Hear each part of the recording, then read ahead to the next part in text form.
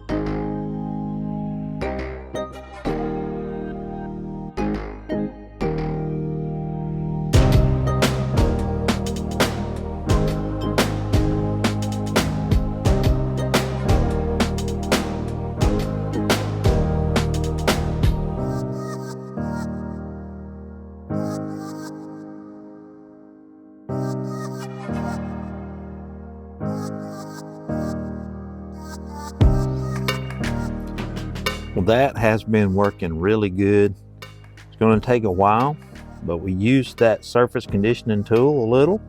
We used our angle grinder a little. We got all of the whole back stripped off. It's looking absolutely fantastic. And this cab corner, as you can see, is looking really well. And you can also see that this cab corner is also looking really well. So the whole back side is getting stripped off. So what we got to do is we got to just keep moving, and we're going to strip all the paint off the whole cab of this truck.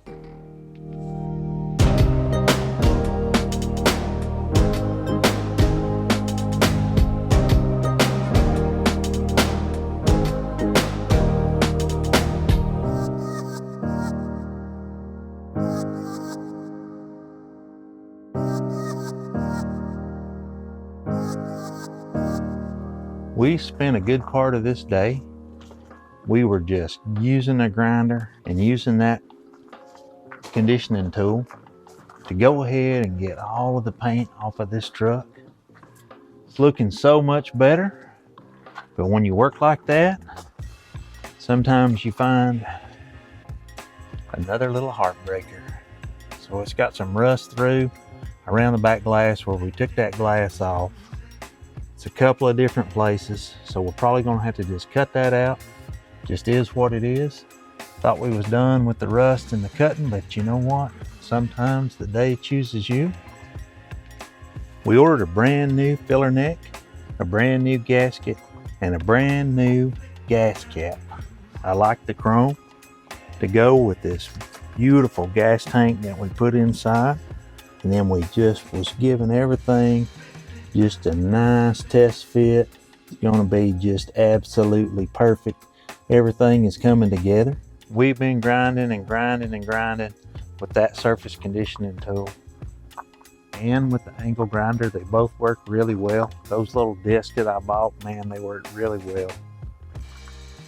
And it's a lot of work, and it takes a lot of time. And I know people are saying, my gosh, how much work is in that? But you got to consider that is 50 years that we're having to undo right here. So it's looking really good for today. We'll head out to the parts store, maybe get us some etch primer and go from there. We used that welder to find where the metal was good. Now we're going to saw this section out, going to fabricate us a piece and tag it back in. Definitely got her cut out there. It's a little rusty up in there. I'm not sure how the water got in unless it just sit right here, and then over time it just rusted through and started getting in. We're working on fabricating this little piece, getting it fitting just like we want it. Then we're going to tack it right in there. Pretty satisfied with the way that turned out. We got that one little piece welded in, one down, and 3 or 4 more to go.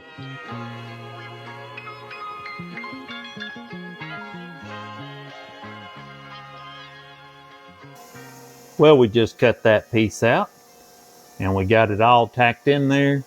Now all we got to do is weld it up, grind it down, and we got half of it done. Over half. Well, I'd say we've got 2/3 of it done. So the last third of this thing has been all cut out. My reasoning for doing the in thirds like that is I did the middle section first, kind of hold everything together, and then did one side, that holds that side, and now I'm going to do this side, and that's going to hold this side to keep the roof from wandering out. We got both sides tacked in now, looking really, really, really good. Just got to go low and slow, but we got rid of all that rust, and now we're going to run out and get some more welding wire, weld it all up solid, grind it down, and move on to the next. We've just been working away around this glass right here. This frame was all rusty, and we just got through welding all those pieces in. It's looking 100% better. Been working on this door jamb, and we've been trying to get all the paint off inside the door jamb, and that is proven to be a chore in itself. We've made some pretty good progress, but up in here we still got a good bit to get out. We've been working like crazy on this truck. We've been stripping all this paint off. We've been working on that rust around that rear window. Just been working on this door jamb, and it takes a good amount of time.